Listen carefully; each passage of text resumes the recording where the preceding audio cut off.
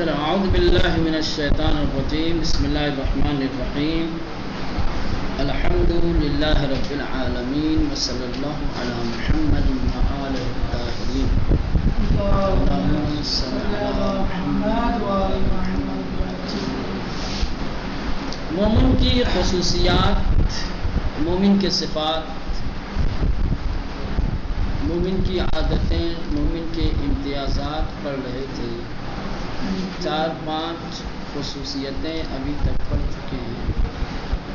چھٹی خصوصیت مومن کی یہ ہے کہ مومن خدا کی راہ میں جہاد کرتا ہے، ہر قسم کا جہاد کرتا ہے۔ جہاد بالسیف بھی کرتا ہے، دشمنان دین، دشمنان اسلام، دشمنان خدا اور رسول سے اگر اسلحے اور ہتھیار کے ذریعے سے مقابلے کرنے کی نوبت اور باری آ جاتی ہے تو وہ گریز نہیں کرتا، ہتھیار اور اسلحہ لے کر کے میدان میں اتر جاتا ہے۔ اگر خدا کی راہ میں مال خرچ کرنے کی ضرورت پڑتی ہے تو بذل مال کے لیے بھی تیار رہتا ہے، خدا کی راہ میں مال خرچ کرنے سے کبھی گریز نہیں کرتا۔ تو جان کی بازی لگانی ہو، جان کے ذریعے سے جہاد کا موقع ہو، یا مال خرچ کرنے کی باری ہو، مال کے ذریعے سے جہاد کرنا، جہاد بالنفس، جہاد وہ بھی ہر طریقے کا جہاد کرتا ہے، خصوصاً اپنے اموال اور اپنی جان کے ذریعے سے۔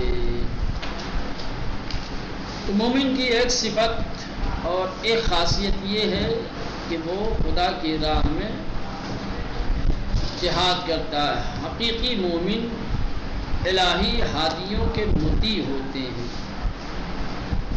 جن کا ایمان پختہ ہوتا ہے،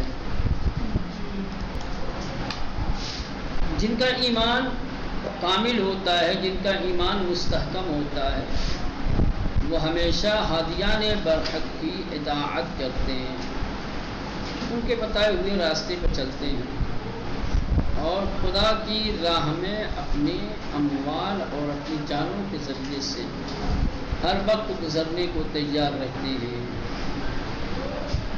ارشاد ہوتا لیکن الرسول والذین آمنوا معہ، لیکن رسول اور وہ لوگ کہ جو ان کے ساتھ ایمان لے آئے، جو لوگ ایمان لے آئے، معہ ان کے ساتھ، جاہدوا باموالہم، جہاد کرتے ہیں اپنے اموال کے ذریعے سے، وانفسہم، اور اپنی جانوں کے ذریعے، واولئک لہم الخیرات، اور یہی لوگ بہترین اور اچھے لوگ ہیں، یا یہی وہ لوگ ہیں جن کے لیے نیکیاں ہیں، بھلائیاں ہیں، اچھائیاں ہیں، خوبیاں ہیں، بلکہ یہ ترجمہ یہ صحیح ہے، ان کے لیے یہی وہ لوگ ہیں جن کے لیے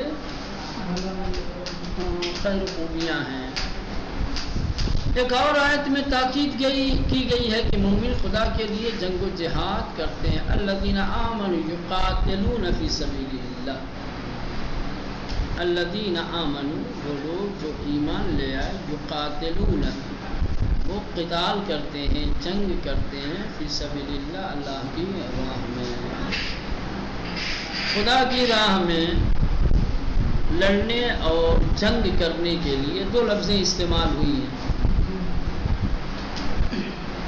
ایک جاہد یجاہد، جہاد، ٹھیک، اور ایک ہے قاتل یقاتل، مقاتلہ، ٹھیک ہے، دونوں کا مطلب وہی ہے۔ البتہ جو جہاد ہے بعض جگہوں پر قرآنی آیات میں جہاد سے مراد کہیں کہیں یہی دشمن سے اسلحے کے ذریعے سے لڑنا ہے، اور کہیں کہیں جہاد عام ہے، ہر قسم کی سعی و کوشش، تلاش، آگے بڑھنے کے لیے، ترقی کے لیے، سمجھ رہے ہیں۔ لیکن یہ جہاں قاتل یقاتل آیا یہ صرف اور صرف جہاد بالسیف ہے نا، یعنی یہ خاص ہے جنگ سے، لیکن جاہد یجاہدو جنگ سے خاص نہیں ہے، کبھی جنگ کے معنی میں بھی آتا ہے اور کبھی جنگ کے علاوہ دوسرے معنی میں بھی۔ چلیں ساتویں خصلت، ساتویں خصوصیت اور خوبی صاحبان ایمان کی، یہ خدا کی ولایت کے تحت زندگی گزارتے ہیں، خدا کی ولایت کے سائے میں، خدا کی ولایت کو قبول کر کے اس ولایت کے سائے میں زندگی گزارتے ہیں، کبھی ولایت خدا کے دائرے سے باہر نہیں نکلتے۔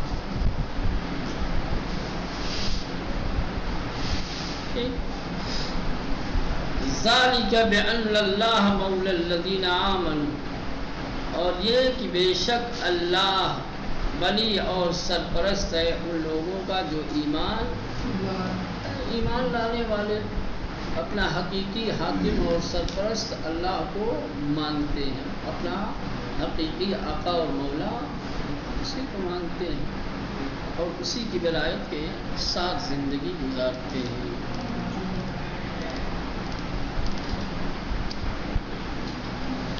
اب آئیے باری آ گئی ہے اختیاری مشق۔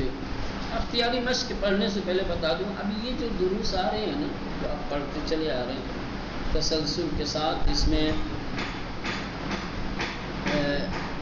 مومن کی پہچان، مومن کی خصوصیات یا اس طریقے کے جو عناوین گزرے ہیں اور مسلسل قرآن کی آیتیں آپ نے پڑھی ہیں، یہ بہترین موضوعی گفتگو کرنے کے لیے، مجلس کے لیے بہترین چیز ہے۔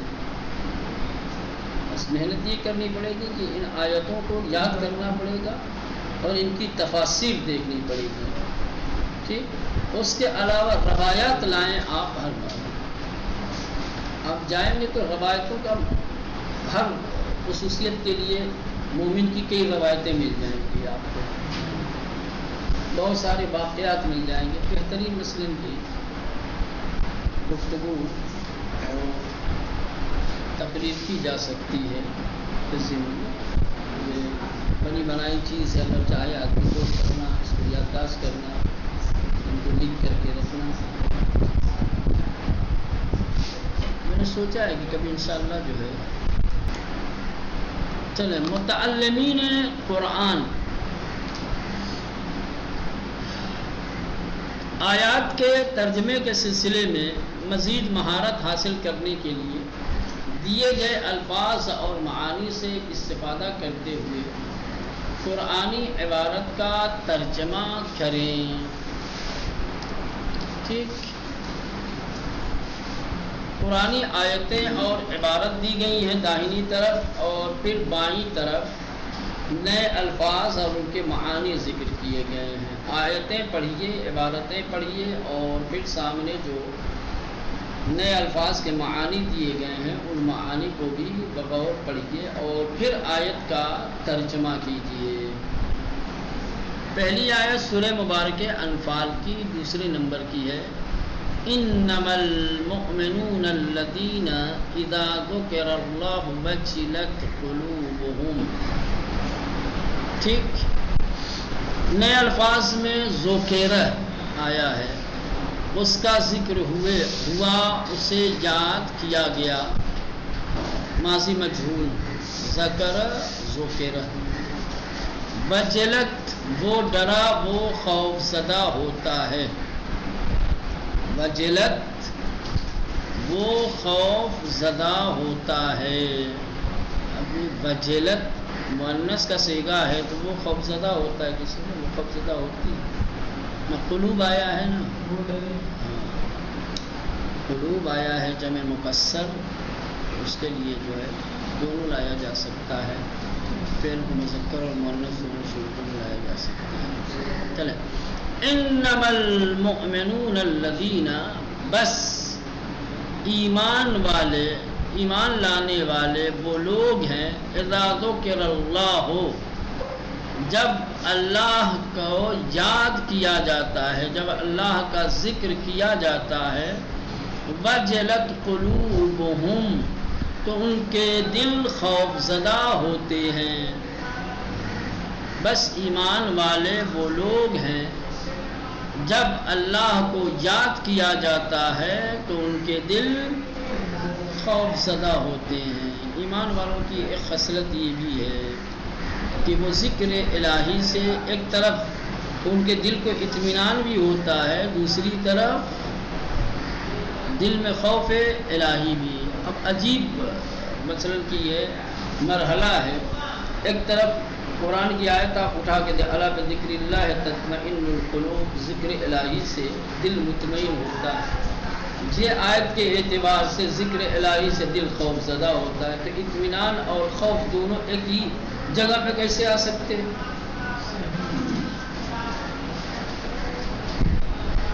خوف میں اور اطمینان میں، جہاں خوف ہوتا ہے وہاں اطمینان نہیں ہوتا، جہاں اطمینان ہوتا ہے وہاں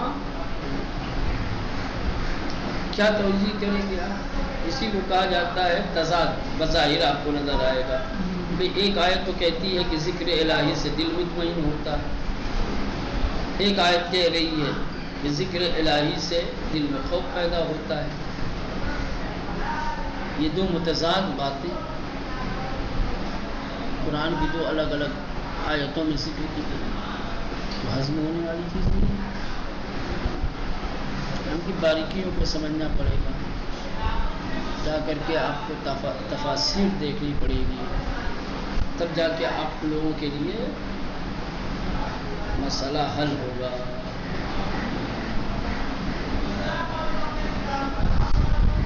خوف الہی انسان کو ہر چیز سے بے خوف بنا دیتا ہے.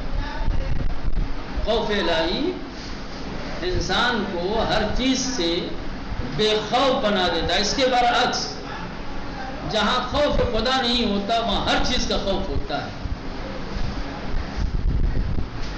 تو خوف خدا میں اطمینان، ایک خوف خدا ہر چیز سے آپ کو مطمئن کر دے، اور یوں کہا جائے ایک بے خوفی آپ کو 1000 قسم کے خوف میں مبتلا کر دے. فرق ہے، سمجھ لیں. جس دل میں خوف الہی ہوتا ہے اس میں کسی اور چیز کا خوف آتا ہی نہیں ہے. تو جب کسی اور چیز کا خوف نہیں آئے گا تو دوسری چیزوں کی بنسبت انسان کیا ہوگا؟ مطمئن ہوگا.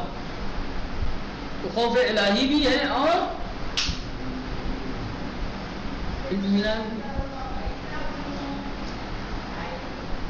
کسی چیز کا خوف، دشمن کا خوف، دوست کا خوف، موت کا خوف، غربت کا خوف، تنگی رزق کا خوف، نہ کوئی خوف نہیں، سب خوف ختم ہو گیا. ایک خوف الہی.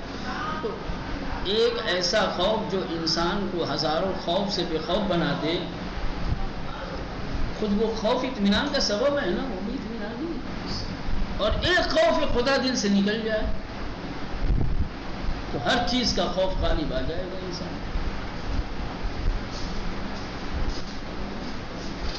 تو جس ایک خوف سے انسان کے وجود سے سارا خوف غائب ہو جائے،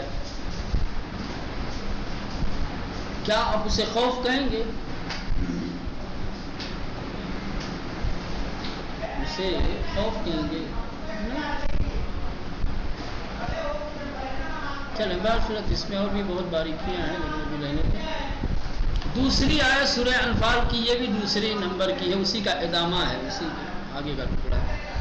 وَإِذَا تُلِيَتْ عَلَيْهِمْ آيَاتُهُ زَادَتْهُمْ إِيمَانًا وَعَلَىٰ رَبِّهِمْ يَتَوَكَّلُونَ.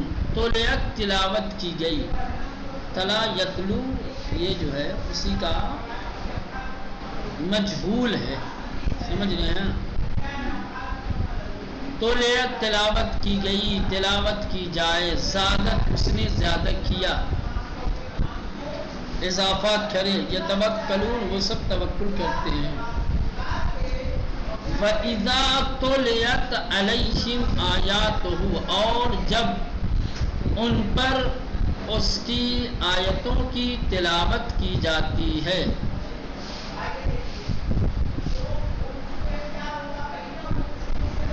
وَإِذَا تُلِيَتْ اور جب تلاوت کی جاتی ہے علیہم ان پر آیاتہ اس کی آیتوں کی زادتہم ایمانا تو ان کا ایمان بڑھ جاتا ہے، ان کے ایمان میں اضافہ ہو جاتا ہے۔ وَعَلَىٰ رَبِّهِمْ يَتَوَكَّلُونَ اور وہ اپنے رب پر توکل اور بھروسہ کرنے والے ہیں۔ ٹھیک، اذا آ گیا نا، اذا جب آتا ہے سمجھ رہے ہیں تو وہ معلوم کو مجبور نہیں بناتا ہے۔ یہ عام طور سے اس میں شرط ہے یا حرف شرط، اس میں شرط جو بھی معنی، تو جہاں جو کلمہ جو لفظ شرط کا معنی دیتا ہے وہ جب آتا ہے کسی فعل کے ساتھ تو اس فعل کو چاہے ماضی ہی کیوں نہ ہو اس کا معنی حال اور مستقبل کا کیا جاتا ہے۔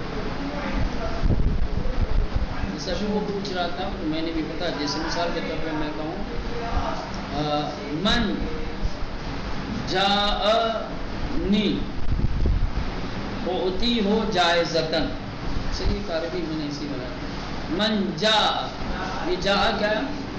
فعل ماضی، من جاء جو آیا، سمجھ رہے ہیں، لیکن من شرطیہ ہے۔ ہاں، اذا جاء نصر اللہ، قرآن کی چھپ اچھا کیا آپ نے یاد کیا، اذا جاء کیا ہے؟ ماضی ہے، لیکن اذا آ گیا تو اذا جاء نصر اللہ، جب اللہ کی مدد آئے گی، اذا جاء نصر اللہ ہے، والفتح اور کامیابی نصیب ہوگی، ورأیت الناس تو تم دیکھو گے لوگوں کو، یدخلون فی دین اللہ افواجا کہ دین میں وہ فوج در فوج داخل ہو رہے ہیں۔ اذا ہے، من ہے، ما ہے، یہ جو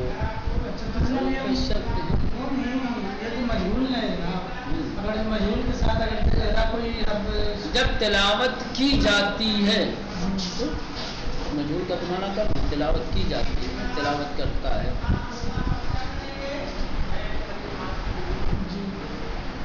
وَإِذَا تُلِيَتْ اور جب تلاوت کی جاتی ہے علیہم ان پر آیاتہ اس کی آیتوں کی زادتہم ایمانا تو ان کے ایمان میں اضافہ ہوتا ہے، وَعَلَىٰ رَبِّهِمْ يَتَوَكَّلُونَ اور وہ لوگ اپنے رب پر توکل کرنے والے ہیں۔ ٹھیک، توکل کرتے ہیں۔ چلیں تیسری آیت سورہ مبارکہ رعد کی 29 نمبر کی، الذین آمنوا وعملوا الصالحات طوبی لہم وحسن مآب۔ ٹھیک، اس میں طوبہ سب سے پاک، پاک ترین زندگی، طوبہ یعنی پاک ترین زندگی۔ باقی یہ جو حسن و مآب اس کا معنی پہلے گزر چکا ہے، اگر ذہن میں ہو تو۔ کس کا؟ حسن و مآب، بہترین ٹھکانہ، بہترین جگہ، بہترین مسکن۔ الذین آمنوا وہ لوگ جو ایمان لے آئے، وعملوا الصالحات اور نیک اعمال انجام دیے، طوبی لہم ان کے لیے پاکیزہ ترین زندگی، وحسن مآب اور بہترین ٹھکانہ ہے، ان کے لیے بہترین زندگی اور بہترین مسکن ہے، ٹھکانہ ہے، جگہ ہے۔ طوبہ یعنی پاک ترین زندگی، سب سے پاک، میرے میں لکھا ہے بریکٹ میں پاک ترین زندگی۔ طوبی لہم ان کے لیے پاک تر ہے، نا ان کے لیے پاکیزہ ترین زندگی، ان کے لیے پاکیزہ ترین زندگی اور بہترین ٹھکانہ ہے۔